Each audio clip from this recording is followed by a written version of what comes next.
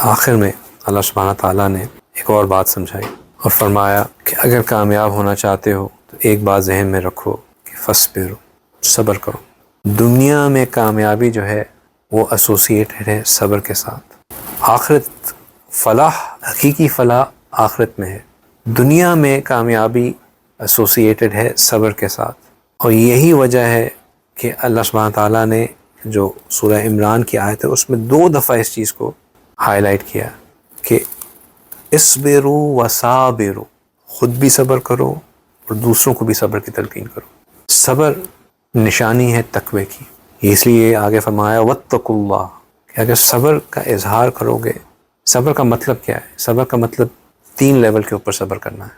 صبر کا مطلب ہے برداشت کرنا، صبر کا مطلب ہے استقامت کے ساتھ لگے رہنا، صبر کا مطلب ہے اپنی خواہشات کو اپنے اوپر حاوی نہ ہونے دینا، صبر کا مطلب ہے اللہ کی رضا میں راضی ہونا، صبر کا مطلب ہے کہ ظاہری حالات کو دیکھ کے مایوس نہ ہونا، صبر کا مطلب ہے کہ اس بات کا یقین رکھنا کہ اللہ کی مدد ضرور آئے گی، صبر کا مطلب ہے اس بات کا یقین رکھنا کہ اللہ کے ہر کام میں خیر ہوتی ہے، صبر کا مطلب ہے کہ یہ جاننا کہ this is easier said than done, but ہر مشکل کے ساتھ آسانی ضرور آتی ہے۔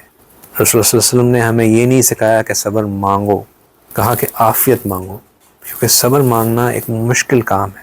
صبر کا مطلب ہے کہ اپنے ایموشنز کو کنٹرول کریں، صبر کا مطلب ہے کہ اپنے غصے پہ قابو لائیں، صبر کا مطلب ہے کہ اپنی غیرت کو ذرا کنٹرول میں لے کے آئیں۔ یہ مت کہیں کہ ہماری غیرت کا مسئلہ ہے، ہر معاملے کو اپنی غیرت کا مسئلہ مت بنائیں۔ صبر کرو، صبر تب بھی کرو جب تم نے اگریسو ہونا ہو، صبر تب بھی کرو جب تم نے ڈیفینڈ کرنا ہو، صبر تب بھی کرو جب تمہارے you have the upper hand, صبر تب بھی کرو جب تم پٹ رہے ہو۔ صبر بہت گہری چیز ہے۔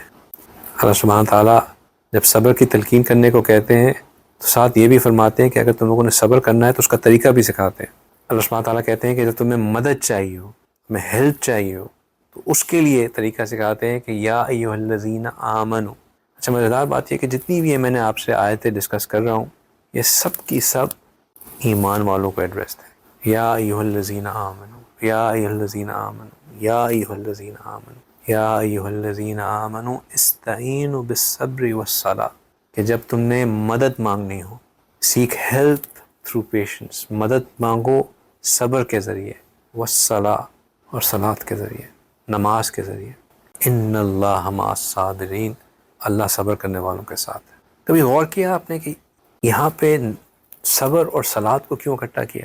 اس کی بہت سی وجوہات لکھی ہیں مفسرین نے، لیکن ایک وجہ جو اس پوائنٹ پہ بہت اپروپریٹ ہے وہ یہ ہے کہ اس آیت سے پہلے اللہ سبحانہ تعالیٰ کہتے ہیں کہ وَاذْكُرُونِی أَذْكُرْكُمْ، کہ میرا ذکر کرو اور میں تمہیں یاد رکھوں گا، مجھے یاد کرو اور میں تمہیں یاد کروں گا، وَاشْكُرُوا لِی وَلَا تَکْفُرُونَ، اور تم شکر ادا کرتے رہو اور کبھی ناشکری مت کرو۔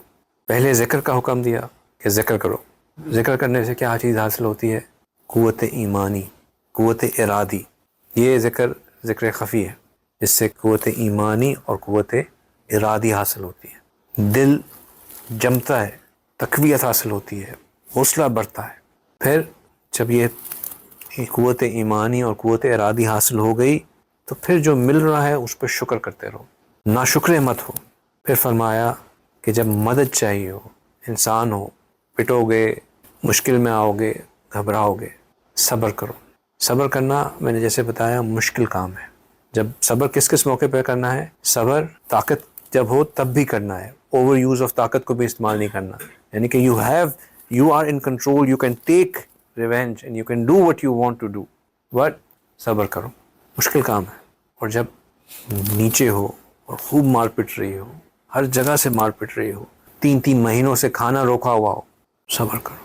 لیکن دونوں موقعوں پہ صبر کرتے ہوئے کیا ہوتا ہے؟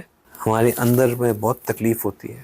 اس موقع پہ کیا کام آتا ہے؟ قوت ارادی کام آتی ہے، قوت ایمانی کام آتی ہے، انسان کو حوصلہ دیتی ہے، گرنے سے بچاتی ہے۔ لیکن ٹھنڈ نہیں ملتی، قوت ارادی قوت ایمانی جمائے رکھتی ہے، سکون کہاں ملتا ہے؟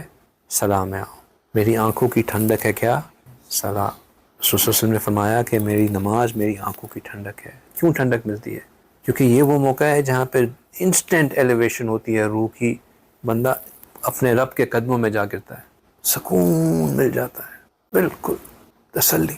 استعینوا بالصبر والصلاۃ ان اللہ مع الصابرین۔